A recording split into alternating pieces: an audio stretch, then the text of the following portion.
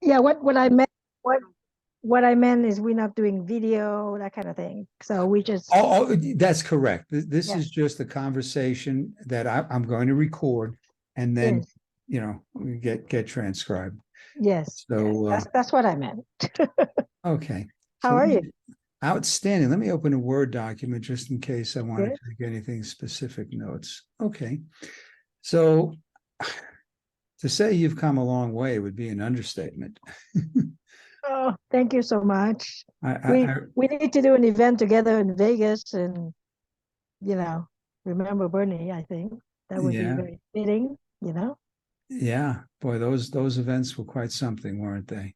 Yeah, So, yeah, and it's yeah, not 3 years plus a couple of days. It's just yeah. amazing. So the purpose of the article is to Mhm. feature you in the Los Angeles Tribune. Okay. Okay. And um, unless you have a burning desire to write it, I'm going to write it. And before anything gets published, of course, you're going to get to see it. Oh So, yeah, no, I don't have any burning desire to write it. okay, I'm, some I'm people, supposed to be writing several things right now, so no. Not one hmm. more thing. Don't need one more thing. So why don't we begin at the beginning? Hmm. Uh, how did you decide? What was the decision, Emily, to be a dentist? You know, so to answer that, I gotta go a little bit further back back. Okay. Um, so I first came to the US as a refugee and I came with my aunt. And so the belief at that time is when we're in healthcare, it's easier to find a job. Okay. Okay. So my aunt always said, you guys need to go work in the healthcare. It's easier to find a job. And so as I was going through college, I majored in biology, which I understood back then, then you can get into healthcare. And then I was looking at a couple of choices, doctor, pharmacist, and didn't seem to like any of those. And one of my friends recommended looking into dentistry. So I actually chose dentistry by process of elimination. There was no inspiring reason. But as I entered the profession, and now it's 30 years, I what I truly appreciate is the relationship that we have with the patients. So the work become, we can say, mechanical, right? But that relationship is something that I think as healthcare providers, we are spoiled because we have that built in. We got patients who come back for checkups. We have patients who trust us and ask us for our opinions about different things. We have kids who are now grown into adults who bring in their kids. I just interviewed one of my patients, and she reminded me that there are 4 generations in the office. So I think those are the privileges, and so for me, I'm really glad that I picked dentistry. So let me ask you a question around that. I'm a retired chiropractor, Yes, and when I say it's a similar profession, it's in service to practice yes, of members. course, yes. Uh-huh. How did you become aware that the communication with your patients was so vital, as distinct from, and you used the word before, just being the mechanic? What was your awakening? What shifted in you, or I like the word, what awakened in you to have that awareness? Well, I think it comes from being in some challenging situation, let's call it like that. So, for example, um, in school, we were we had compromised patients, right? Um, I did a general practice residency where we had patients who've been paralyzed, right? Mm. So all of a sudden, communication. How do I talk to this person, or maybe I write to the person and showing it to them? There's just different forms of communication, and I realized that That's really is the first step, right? After they seek us out and they show up in the office, that's the very first thing you need to do is to communicate with them. And then as I do that for a little bit more, then I realize that it is the trust, right? So for us to be able to just talk to the patient is one thing, explain XYZ. For us to be able to build trust is a whole other level. So I think it's a higher level of communication. And so after a while, I go by, how do I communicate that I can immediately build that trust? Um, and then it becomes, I think it's sort of a way of life. Then whether I'm doing business or, networking events and things like that, it wasn't just communicating, but communicating to initiate that trust. Does that answer your question? Yes, and what I'm hearing, I'm just revisiting your website in a moment. So I looked at it and just want to recall something here. That you've taken what you've learned in dentistry and translated it, in essence, into your whole life about higher level communication and about developing trust in people, no longer just clients. Is that correct? Yes, yes. And so now we're looking at everything as a relationship and as creating impact versus a transaction, an appointment. It goes beyond that. And I think that's where the next level comes in. And your first book, you chose David Fagan to be the publisher. How did that come about?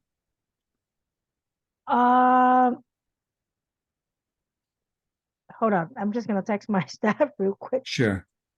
because she just took off to lunch and I want her to lock the door. Ah, If not, I have to go lock the door. I was with GKIC, Dan Kennedy, and I was in a local mastermind group. And David came as a speaker, and I think he talked about, ICE, influence, credibility, expert. I think that was his concept, and I like the idea. And of course, we were in the group for marketing, and then I think he also talked about publishing books. So when I decided to write the first book, I think at that point he was the only person that I knew. You remember how long ago that was? That would be back, I think I published that book in 2014. And what did the book do for you? The book, as an initial project, I just wanted to share my story. And what had happened was there was a day in the office that I was talking to a patient about whatever high-end procedure. And I remember the patient looked at one of the machine behind me and said, I'm probably paying for that, right? And I got a little ticked off, but I didn't say anything back to the patient. And in the back of my head, I'm thinking, you don't even know how I got to this point, right? In order to, whatever, buy that fancy machine, because it was just, it was, as you know, when you have your own business, it's your sweat, blood, and tears. It's not just whatever money you give me. So anyway, and then I think that Friday was the meeting. So the mastermind meeting, and I was there, and we were supposed to share our story. And I just started venting it to the group about this is what just happened to me. And she doesn't know what I've gone through. And I share a little bit. And the whole group basically said, you better write a book about this because this is for a book. And so for me, it's my chance to share my story. So when people look at me, they're not going to think, oh, this is a dentist. That's why she charged whatever fee for these procedures to make money. It would be more, no, this is a dentist that had this background and gone through a lot. And because in the book, I also talk about how to take care of the staff and have to give back in the community. So it's sort of give them that big, broad spectrum of who I am and how I run my business, for what purpose and for what impact. So beyond dentistry, it's to serve the community. Yes, so we actually do free dentistry day, where we pick one day in each office and we do free dentistry for veterans and family of disadvantaged Before you move, background. I heard you say in each office. Do you have multiple offices now? Yes, yes, How yeah. many? Right now I have two. Okay. Yeah, and I used to have three, so I'm usually bouncing between two and three. Um, and yeah, so we do it in each of the office. Uh, And why do you have more than one office? well, when I first started, I was watching VHS tapes to learn business, business education. And one of the doctors specifically said one of the ways to grow faster is to have multiple locations. Now, he didn't tell us how much work go into Yeah. it. So I decided to follow that advice, right? So I bought my first practice in 97 and I bought the second one in 99. And then I sold that one, bought a different one closer to home in 2004, and I bought my third one in 2005.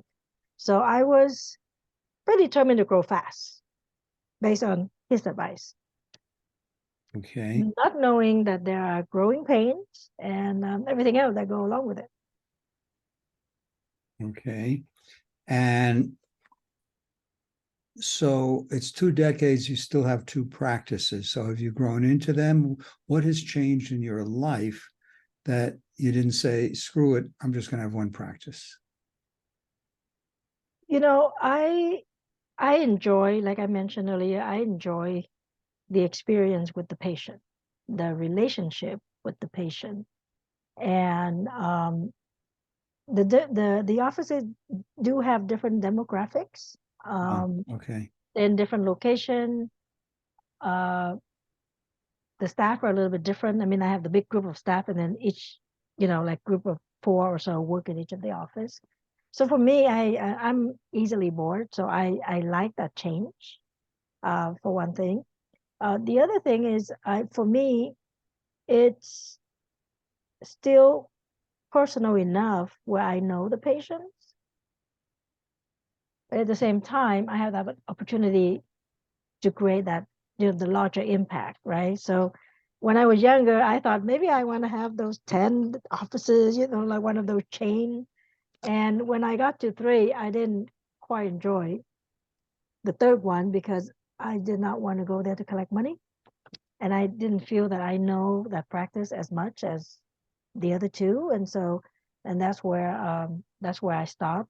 I never went back to one because I really do enjoy that relationship and I enjoy that challenge in the sense that, you know, I I, I don't like monotony. I don't like routine. I mean, routine as far as systems is good, but I actually like challenges. Something's going on in this office. Let's go solve that. Would it be appropriate to say that you didn't so much want to be the administrator, God bless you, the businesswoman, you wanted to be the dentist? That I want to be the administrator. That you didn't want to be that business person, the administrator, the manager, you wanted to have hands-on patients. Um, I actually want both. Ah, And I know it's most people after a while they decide, okay, I just want to do the clinical. And some people say, I only want to do the management. so where did you learn, again, coming from my background, Mhm. my whole business education, Emily, in chiropractic college was get your first patient well, they'll refer everyone they know. I'm retired 20 years. I'm still waiting for everyone to refer. So where did you develop your business skills? Was it people like Dan Kennedy? Yes. So when I first came out, I just like everybody else, you read the ADA newsletter, and then there may be an article about business. And of course, I'm in bookstores, so I'm picking up books.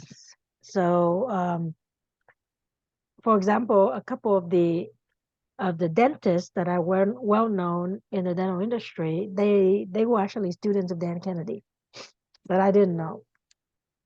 So when I'm reading their article in dental economics, It's like, oh, this makes a lot of sense. This is different. We weren't taught, just like in chiropractic school, right?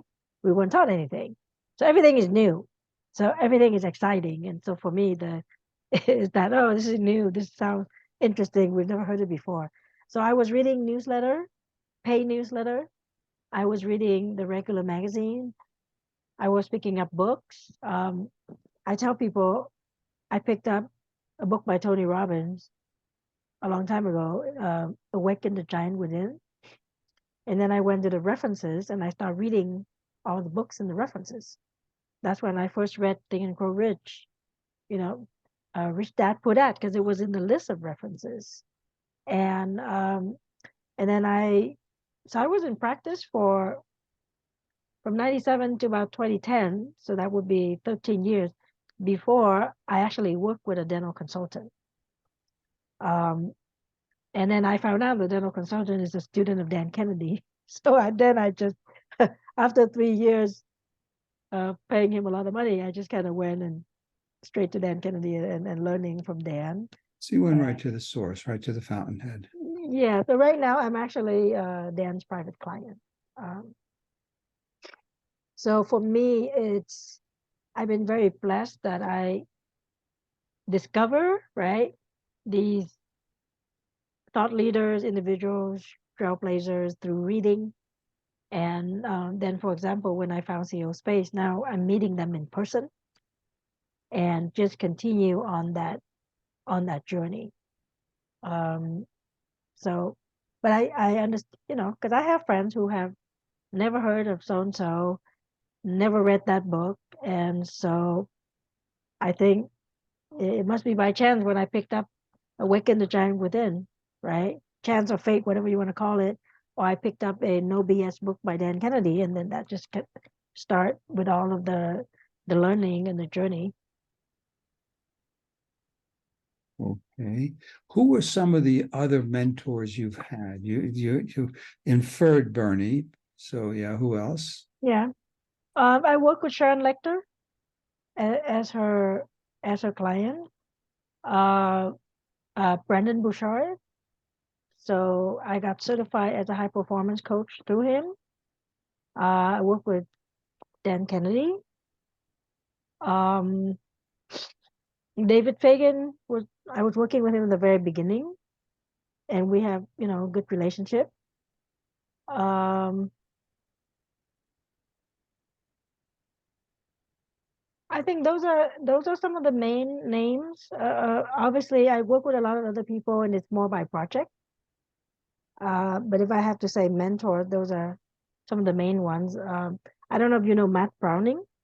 I do not know that name. Yeah. So he's an NLP coach, but I actually went straight to Richard Bandler and learned NLP in the UK. Wow. So, and that was through a connection with Bernardo Moya, because Bernardo and I were both clients of Sharon Lecter at the same time.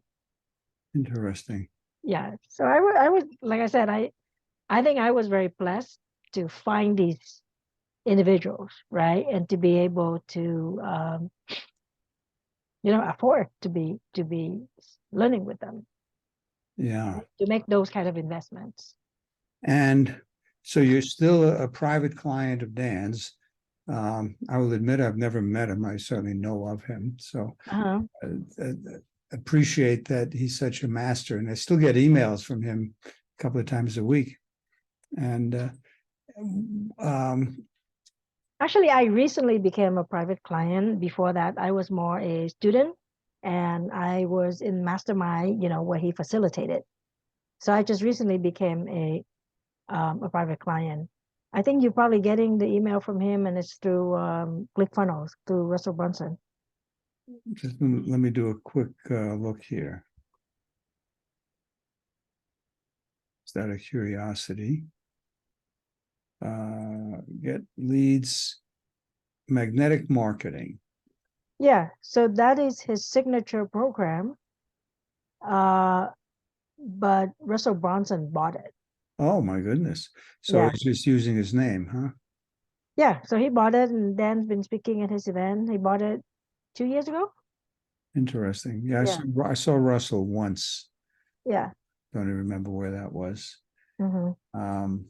What else stands out in your mind as the shift from being a dentist to action, win, exceptional leverage?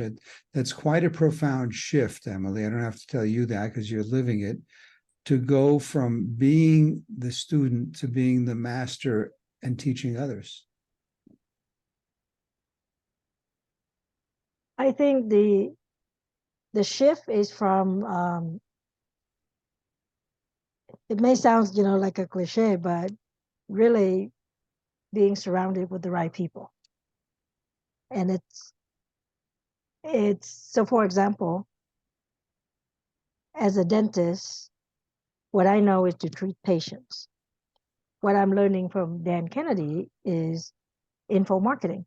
You know how to treat patients, you know how to do your business. Why don't you take that and you teach other people, right? And it could be specifically teaching dentists, or maybe it's just general business principle, etc. So now you can go across other verticals and teach the same knowledge, right? So you monetize your knowledge. So definitely I learned that from him, right? Uh, Being in an organization like CEO Space and, meeting Sharon or Bernie and seeing that because they out there, they on stage and they writing certain books, that now they reaching lives across the globe, is that, I guess, inspiration where you look at it and you go, I want to do that too. But obviously you have to be there, you have to be in close company with them, and have them encourage you, um, in order to try to start chasing that dream, we'll call it that. So looking to look outside of dentistry, but it's not, oh, let me just quit dentistry and go do this, right? This is more, I already know this. What else can I do with this knowledge? And I build on it so I can go and create more impact and serve more people. And as a result of that, make more money. And if I'm making more money, what can I do with the money? Um, you know, Serving more people, doing philanthropy. I think my first time going to CO Space, I remember going there looking for lenders, lenders for my commercial real estate, because I have some of these big loans and stuff. And I left uh, pretty pretty much sold on I should work with Sharon Lecter and a nonprofit, right? And these are things that I want to do. I didn't go to the event, to that one, 8 days a week. I didn't go there with that intention, but I left fulfilling me, if that makes any sense. Didn't find the lender, but got all of these things, um, fulfilling the calling for all of these other things. And that's why I say the shift has to do with being around the right people, or you can say being in the right place at the right time, whatever you want to call it. Um, and of course, having to set that intention. So even though going to that event, it wasn't it was to get some lenders, but the intention of having a nonprofit or doing philanthropy, that's always been part of me from all the readings and from all the learning. Let me let my fingers catch up. What'd you learn from David, by the way? Well, from David, it's well, obviously David was the one that told me I need to get on stage. And he, in multiple occasions, dragged me on stage and interviewed me. Um, I wasn't ready, I was answering him yes and no. And later on, I realized that was he was trying to get me on stage as a speaker, but because I wasn't ready, I didn't know, he was doing it as an interview, right? Because if you know what you're doing, you probably just get on there and talk by yourself. So the interview skill is something that I first observe and learn from David. creating, how do you say it? For example, creating an award where you can recognize people and promoting your clients. That's another thing I learned from David.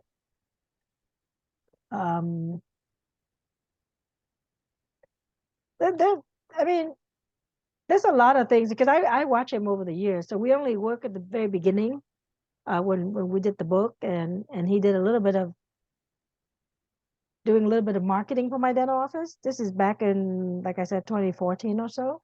So we did that, I think probably for a year. I think we had a contract for a year. And then of course he was with GKIC too.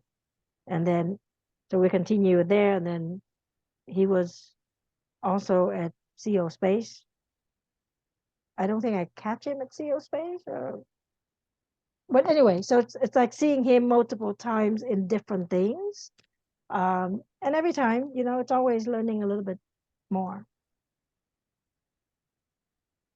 But I would say if I have to pinpoint one thing, it would be authority positioning.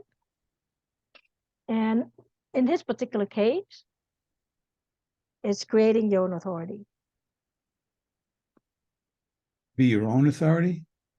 Like creating your own authority, meaning, so as you know, David is a PR firm, or he runs a PR firm, as that's one of his business.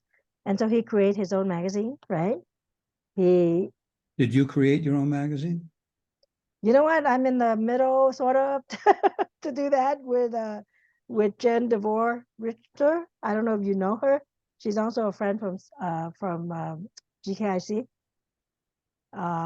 So I create my own TV show with James Denley.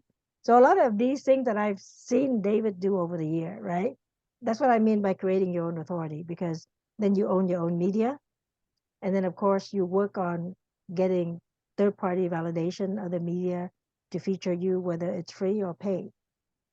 So all of those I picked that up from David. And as I go through GKIC, I learn more and more about it. And then, just like I say, because we're setting the intention and we're in a certain circle, then I would have people, hey, you should do a TV show and I can set that up for you, or you should do a podcast and I can set that up for you, and you should do a magazine and I can help you with that.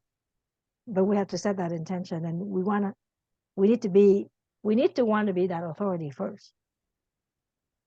And you have created that. And I'm drawing a blank. Is it DKIC? What is it? GKIC. Oh, GK. Yeah. So it stands for Glazer Kennedy. Right. There's in a circle. Dan Glazer. Yeah. Yeah, Bill Glazer and Dan Kennedy. Right. Now, who is your ideal client? You teach more than dentists these days. So who's your ideal client?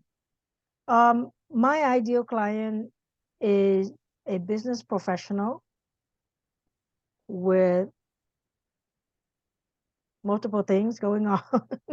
So I would say somebody who have a business, they have a family, they have to deal with staff, right? They have to deal with marketing. They want to grow themselves. Somebody like me, okay? As you know, people say your ideal client is usually like somebody like you're your ideal client. Yeah. So the ones that are happy with where the status quo, the ones that think this is good enough, they usually are not the ideal client, because I learned that along the way. Sometimes I want something more than what that person want, right? I want it for that person, but that person doesn't want it, and it doesn't work quite as well. So I would say the ambitious business professional who want to grow and who deal with multiple obligations or challenges, and who want to accelerate the process rather than spending 10 years figuring it out. They would be my ideal client. Okay. What else would you like me to know that you would like readers to know that I haven't asked you? Um, I I like people to know that they need to set priorities. Um, like a lot of people would say, "Hey, Emily, you're everywhere. You're here, you're there, etc." Uh, and that could be what I post on social media, but the the fact of the matter is, up until I don't know, maybe 6, 7 years ago, I'm the one that take the kids to school. I'm the one that pick up the kids. Um, I'm the one that if I go somewhere, like if I go to CO Space, right? Uh, I would go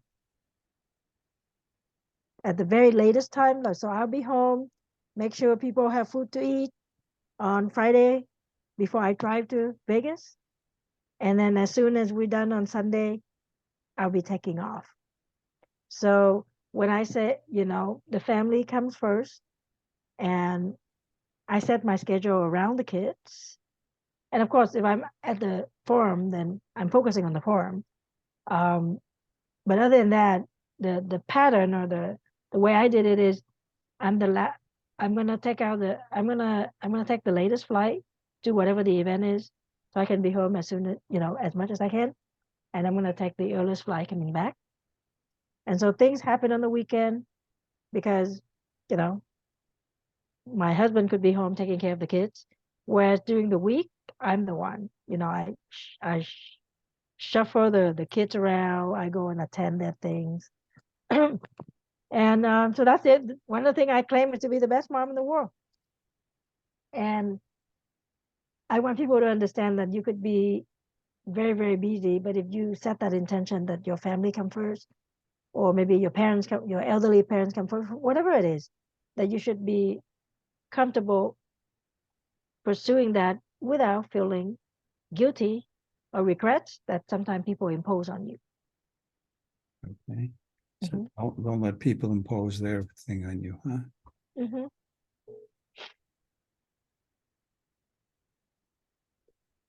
Any questions? No, thank you so much for taking the time, and it's great to see you. I don't think we've seen each other for a little while now. Couple of years. So I'm going to ask you a couple of things. You have my email address. Hmm. Be kind enough to send me about 120, 130 words as a resume. Include your website. So chunk it down to really small. This is not a sales article. It's an article about you. Hmm. And Emily, people are going to want to reach out to you. So include, again, your website, email address. I don't know what the paper will ultimately permit, but if I have it, I can submit it. And again, Okay. it'll go to probably David first, then you, and we'll see. You're talking about a resume, or you're talking about a short bio? I'm talking about 120 to 130 words as a bio. Okay, a short bio. Okay. Yeah, really short. Oh yeah, yeah. No, no. I have the short bio. I just said because when you say a resume, you get bullet points. Yeah, yeah. This is Yeah. 120 words of text or so. Okay. Yeah. I'll make a note of that so I remember. Okay, so Okay. a couple of other things. This is a free article. You don't have to do anything. A guarantee placement in the Trib. It'll be between, I don't know, 850 and 1,300 words. If you have a desire, send me some good pictures of you too. Okay. Okay. If you want to be on the cover of Hmm. the magazine, there's a fee of 500 and you'll get 100 hard copies, printed copies. Hmm. You don't have to decide that tonight. I mean, just know that. Okay. And Hmm. then there's another thing, and I'm going to put this link right here in the chat. I want to invite you to have 15 minutes on the stage. We're doing an event called Top Talent Joint Venture Mastermind. It Hmm. is August 7 to 9. And I want to invite you to have 15 minutes on our stage. And the only thing we ask you to do is promote it. So that's Hmm. what that form is. And Okay. how else may I serve you, Emily? Hang on for just a second. Let me just copy the link here from you. Um, Because I thought the article is gonna go into that cover that has Tom Cruise on it. There's a fee for to get on the cover. The article will be placed in the magazine. Right. If you okay, now I understand your question. There's a front and back cover. You just flip it over, and there's a back cover. Okay. So if you want that, that's where the fee is, and that's 500, and again, you'll get 100 copies of that. Okay. So then I'm on the back cover, and Yes, then the front cover is Tom Cruise. that's correct. Yeah. No, I think it's cool to have Tom Cruise on the front cover. I think it's very cool. Yeah, David's a Uh-huh. magician. Yeah, yeah. So okay, so then if I have my picture on the back cover, what else would it say on the back cover? Whatever you and the designers come up with. I know that it's imagine the same magazine, you flip it over, like the old Mad magazines. I don't know if you remember those. Uh-huh. And there's a rear cover featuring you instead of Tom Cruise. Mm-hmm. Okay. Let me think on that. That Yeah, might be yeah. interesting. Yeah. Yeah, you don't have to answer that Yeah. right now. And the front cover is the way it is right now, right? Where it That's actually does have my name on it. yeah. Mm-hmm. Okay. Okay. Thank you. Have Yeah, an thank you so amazing much. thanks, Emily. Bye-bye. Okay, bye-bye.